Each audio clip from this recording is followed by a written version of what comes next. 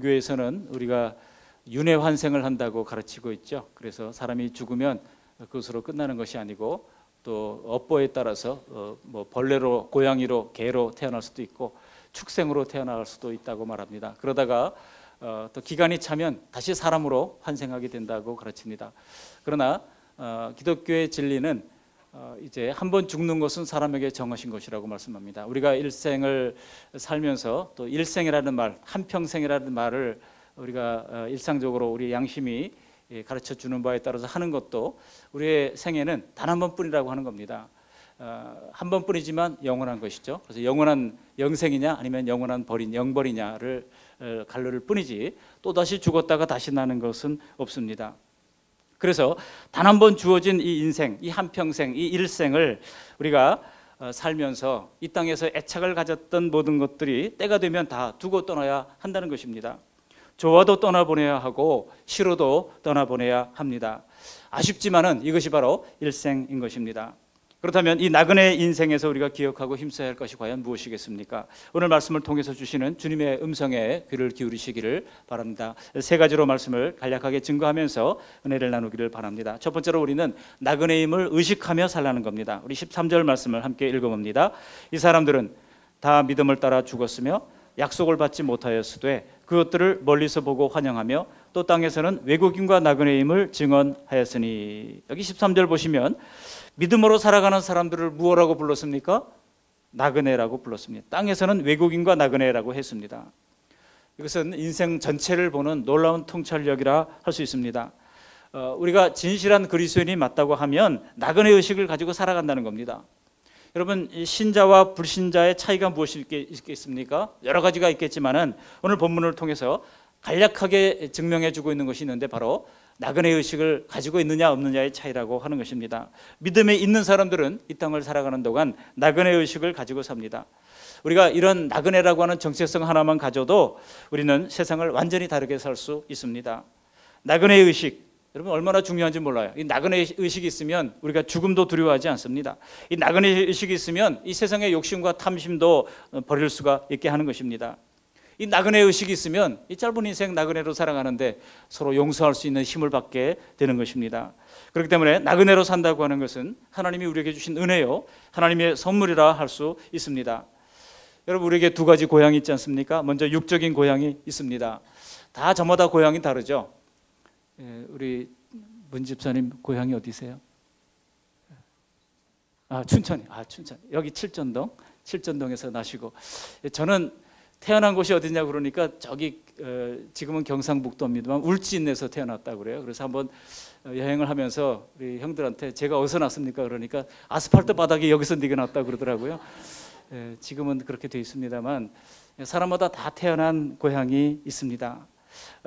부모를 우리가 통하여 이 땅에 생명을 선물로 받고 내가 뛰어놀던 그런 고향이 저마다 다 있습니다. 그런데 영적 고향도 있습니다.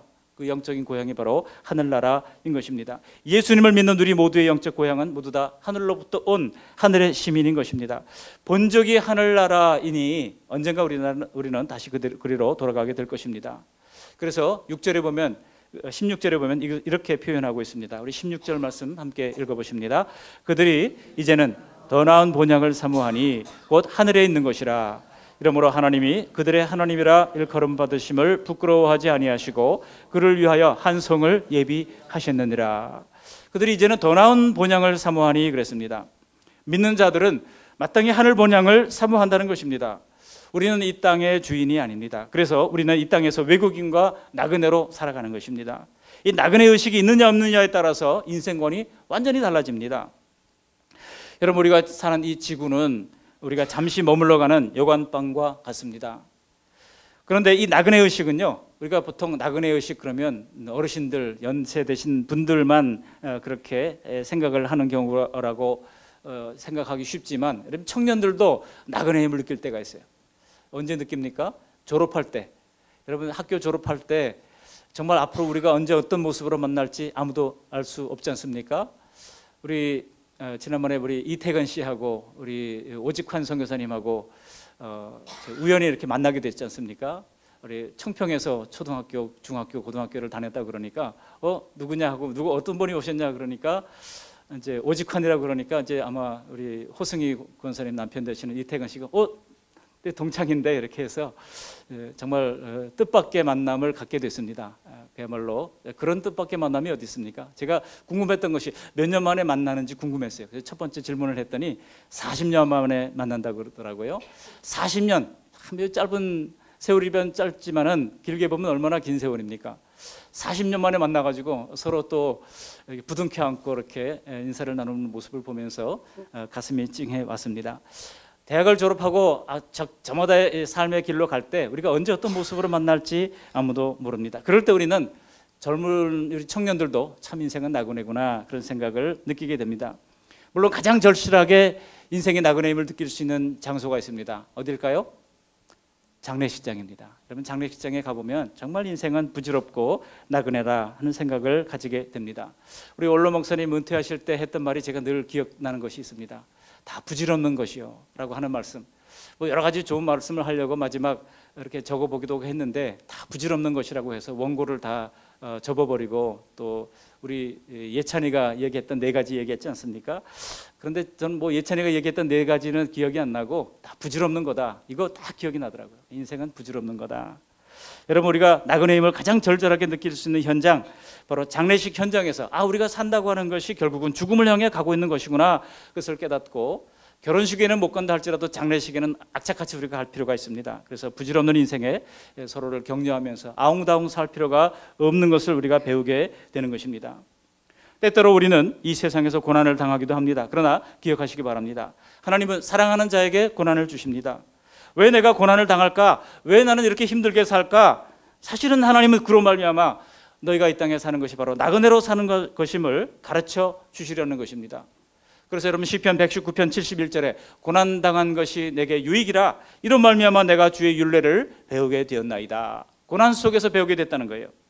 그래서 하나님은 갈대아 우르에 잘 살고 있던 아브라함을 떠나라 그런 거예요. 떠나서 안전지대를 떠나라고 말하고 있습니다. 우리는 저마다 자기만의 세이프티 존이 있어요. 자기마다의 안전지대가 있습니다. 그것을 떠나라고 말씀하십니다.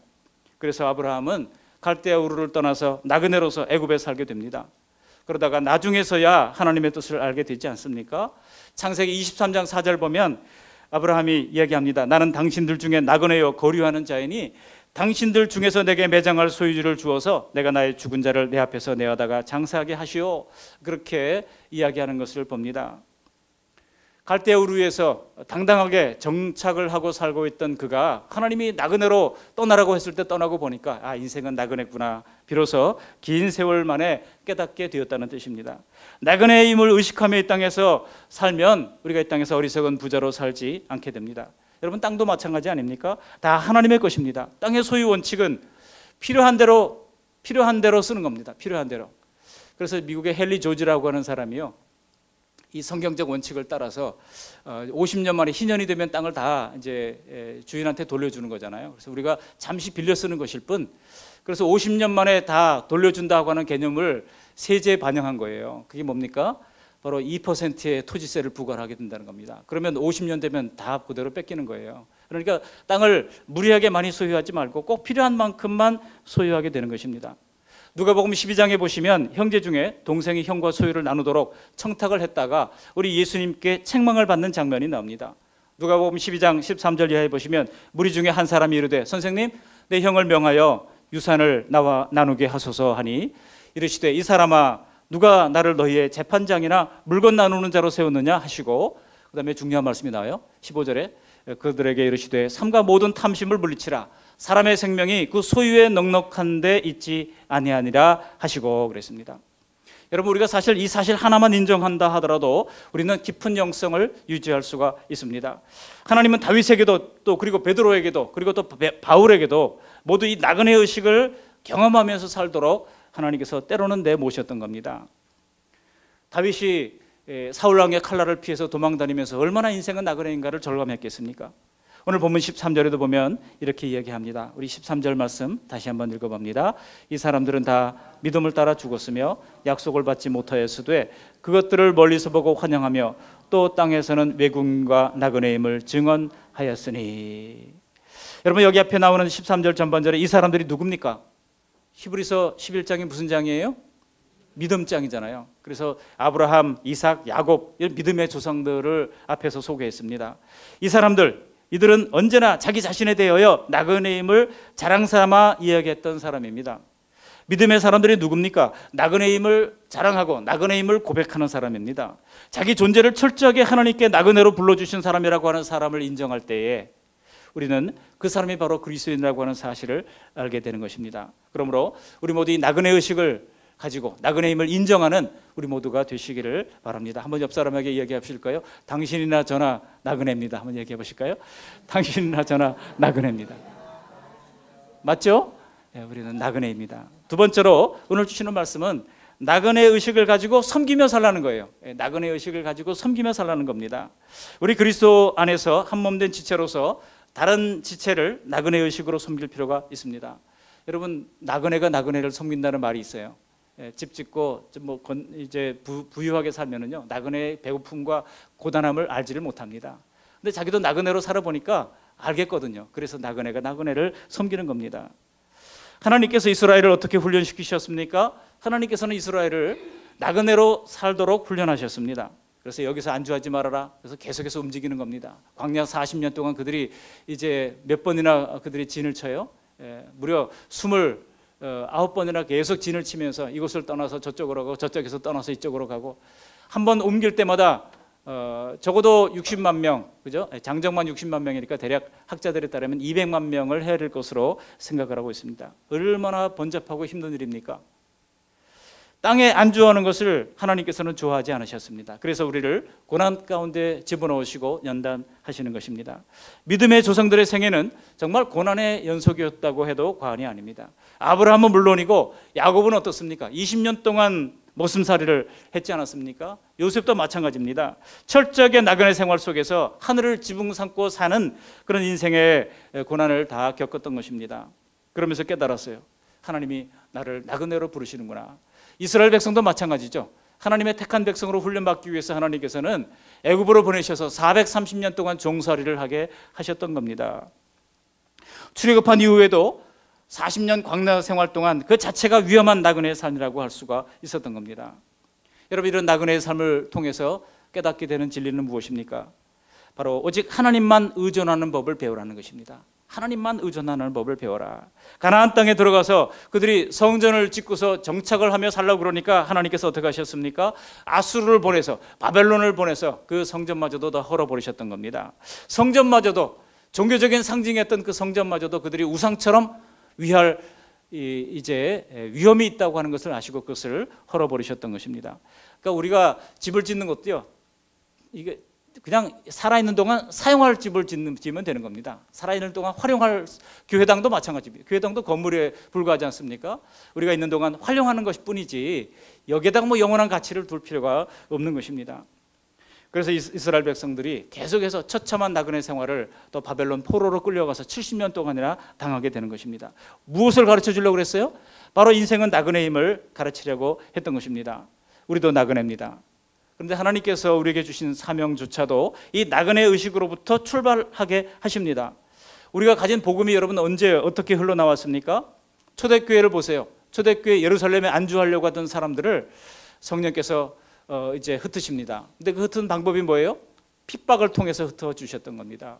그래서 스데반의 순교로 말미암아 거대한 핍박이 일어날 때 이스라엘 백성들은 도저히 그 예루살렘에 머물러 있을 수가 없어서 온 동네로 흩어져 가지고 세계 복음화의 이제 확산의 역사가 일어나게 됐던 것입니다. 하나님은 나그네 의식을 가진 사람을 통해서 일하십니다. 내가 이 세상에 많이 가졌다 하는 사람은 하나님의 일을 하기가 힘듭니다. 그러나 나는 나그네다 할 때에 하나님은 비로소 그를 사용하기 시작합니다. 그래서 내가 가지고 있는 모든 것이 다 하나님의 것임을 인정하고 나중에 다 두고 갈 거 주께서 쓰시겠다 하실 때에 기꺼이 주님 나라를 위하여 요긴하게 내어드릴 수가 있는 것입니다.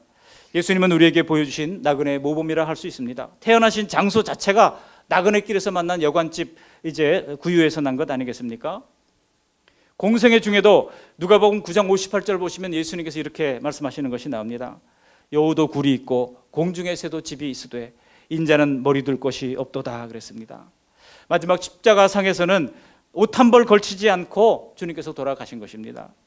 제자들을 훈련하실 때도 둘씩 보내시면서 정말 아무것도 가지지 말라. 지갑도 2개 가지고 말고 또 이제 신발도 2개 가지고 다니지 말아라. 옷도 2벌 옷을 가지고 다니지 말아라. 그렇게 했어요. 한마디로 거지처럼 그렇게 전도하도록 하셨던 것입니다. 왜 그렇습니까? 나그네의 힘을 의식하도록 하신 것입니다. 하나님은 우리를 서로 돕는 사역을 하게 하시되 나그네로서 사역을 하게 하시는 것입니다. 이혜인 시인이 쓴 시 가운데 이런 것이 있더라고요. 주여 당신의 생애는 그렇게도 철저한 나눔의 생애로 부서졌건만 우리의 나날은 어찌 그리 소유를 위해 숨이 차게 바쁜지 시시로 당신 앞에 성찰하게 하소서. 아무것도 가진 것이 없고 아무것도 가져갈 것이 없는 이 생에 술래에게 우리가 이기와 탐욕의 노예가 되지 못하게 하소서. 우리가 가진 모든 것은 당신께 빌려온 것임을 항상 기억하게 하소서 그랬습니다. 여러분, 우리도 아무것도 가지고 온 것이 없고 아무것도 가지고 갈 것이 없는 나그네임을 항상 깨닫기를 바랍니다. 이런 나그네 의식을 가지고 그럴 때 우리는 비로소 섬길 수가 있습니다. 아이들이 태어날 때는 주먹을 꼭 쥐고 태어난다고 그래요. 그런데 아이들이 이제 정정 성장하고 나중에 부르심을 받게 될 때는 노인이 돼서 이제 임종을 하게 되면 손을 다 편다 그럽니다. 뭐 가져갈 것도 없는데 뭐 주먹 붙잡아봐야 뭐를 가져갈 수 있겠습니까?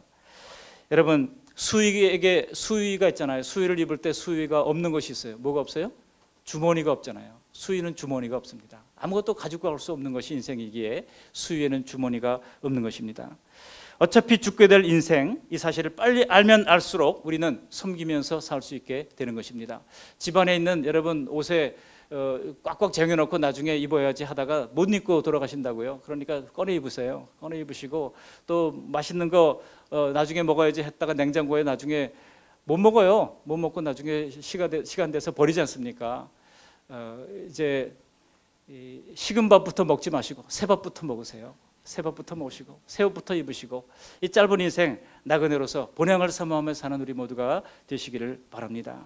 그것이 바로 15절 16절에 있어요. 우리 15절 16절을 마지막으로 읽어보십니다. 15절 그들이 나온 바 본향을 생각하였더라면 돌아갈 기회가 있었으려니와 그들이 이제는 더 나은 본향을 사모하니 곧 하늘에 있는 것이라. 이러므로 하나님이 그들의 하나님이라 일컬음 받으시기를 부끄러워하지 아니하시고 그들을 위하여 한 성을 예비하셨느니라. 마지막으로 우리가 가질 적용은 본향을 사모하며 살아가라고 하는 것입니다. 우리가 궁극적으로 사모해야 할 우리의 본향은 하늘에 있는 집이고 주님께서 당신의 백성들을 위해서 예비하신 하늘의 성읍인 것입니다.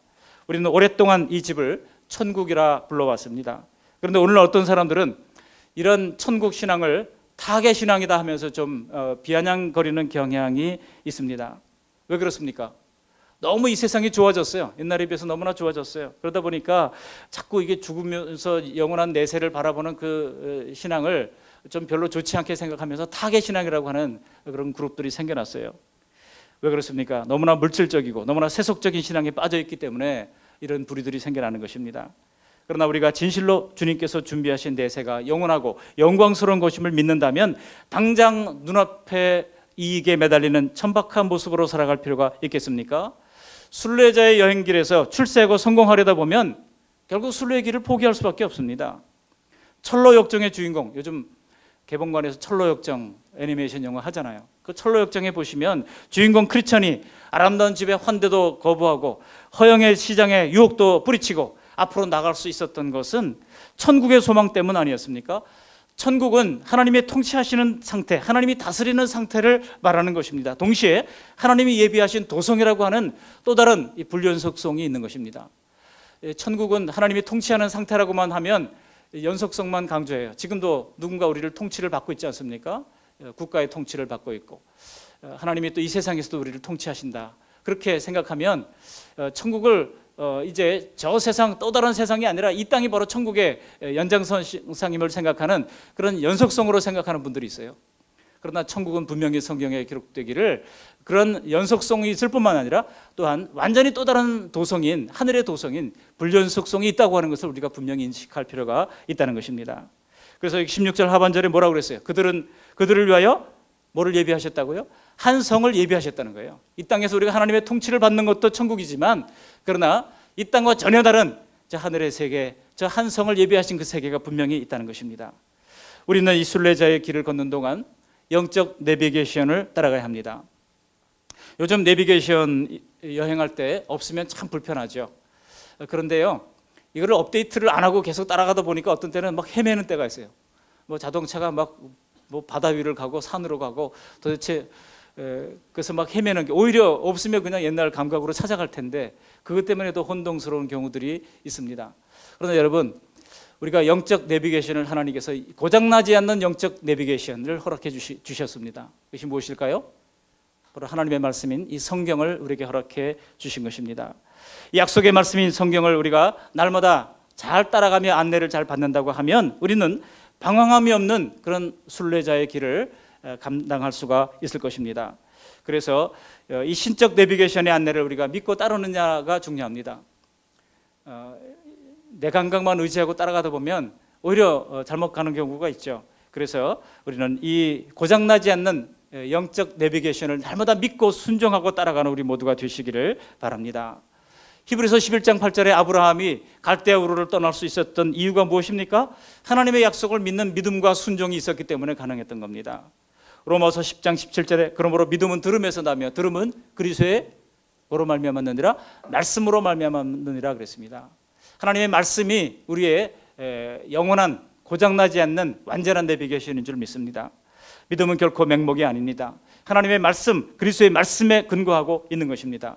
이 약속의 말씀을 따라가는 우리의 순례길을 그래서 이제 방황이 아니라 약속의 여정이라 할 수 있는 것입니다. 그야말로 철로 역정이 될 수가 있는 것입니다. 말씀을 정리합니다. 또 다른 한 주간이 우리 앞에 놓여져 있습니다. 오늘 주신 말씀을 따라서 이 한 주간도 나그네의 힘을 의식하며 살아가기를 바랍니다. 나그네의 힘을 의식하고 또 서로 섬기며 살아갈 수 있기를 바랍니다. 나그네들이 불쌍하잖아요. 우리가 서로 불쌍히 여기면서 서로 긍휼히 여기면서 서로 섬기며 살아갈 수 있기를 바랍니다. 그러면서 본향을 사모하며 나그네의 순례길을 영원한 신적 내비게이션인 성경의 약속을 믿음으로 따르면서 살아가는 우리 모두가 되시기를 주님의 이름으로 축원합니다. 아멘. 고마우신 하나님 아버지, 날마다 주옥 같은 주님의 말씀을 들려주셔서 감사를 드립니다. 이 땅을 살아가는 동안 우리가 나그네 의식을 분명히 가지고 살아갈 수 있도록 인도하여 주시고, 이 땅에서 쌓는 삶이 아니라 하나님의 저 영원한 하나님 나라를 소망하며 걸어갈 수 있도록 인도해 주시옵시고, 나그네 의식으로 서로 긍휼히 여기며 섬기며 살아갈 수 있도록 은혜를 베풀어 주시옵시고, 하나님 아버지 또 주님께서 우리에게 허락하신 이 신적 내비게이션을 따르며 순종하며 살아갈 수 있도록 도와주셔서 이 순례길에 방황이 없는 복된 생애를 살아갈 수 있도록 은총 허락해 주시옵소서. 예수님 거룩하신 이름으로 감사하며 기도합니다. 아멘.